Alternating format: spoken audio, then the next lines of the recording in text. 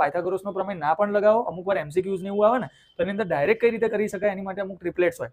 તો એ ટ્રિપલેટ તમને કહી દઉં.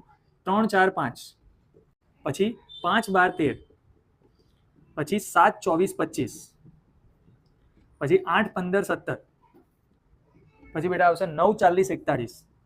એમાં 3 અને 4 છે એ શું બતાવે છે કે અહીંયા આગળ 3 હોય, અહીંયા આગળ 4 હોય, અથવા અહીંયા આગળ 4 હોય અને અહીંયા આગળ 3 હોય, બંને એકબીજાથી ઇન્ટરચેન્જ થઈ શકે છે.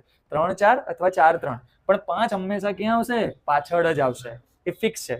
તો તમને એક્ઝામની અંદર કઈ બી વસ્તુ પૂછે એમાં તમને કહી દીધું કે ભાઈ એક બાજુનું માપ છે 5, એક બાજુ તમને 13 આપ્યું છે અને તમને કે ભાઈ સાઇન થીટા શોધો, અને તમે થીટા કીધો હોય તો કેવી રીતે શોધાય? બોલો.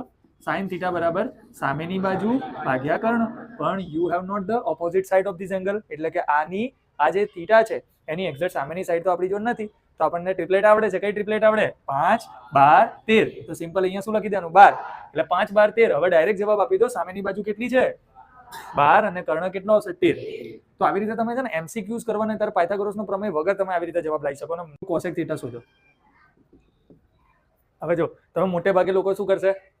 પાયથાગોરસનો પ્રમેય પછી કોસેક થીટા શોધશે. જ્યારે આપણને તરત લાઈટ થવું જોઈએ. ઓકે, 3 5 15, 4 5 20, તો પાયો 25. તો એક વારે આવી જાય બેટા. એટલે કોસેક થીટાનો જવાબ શું આવે? કર્ણ ભાગ્યા સામેની બાજુ. તો કર્ણ કયો છે?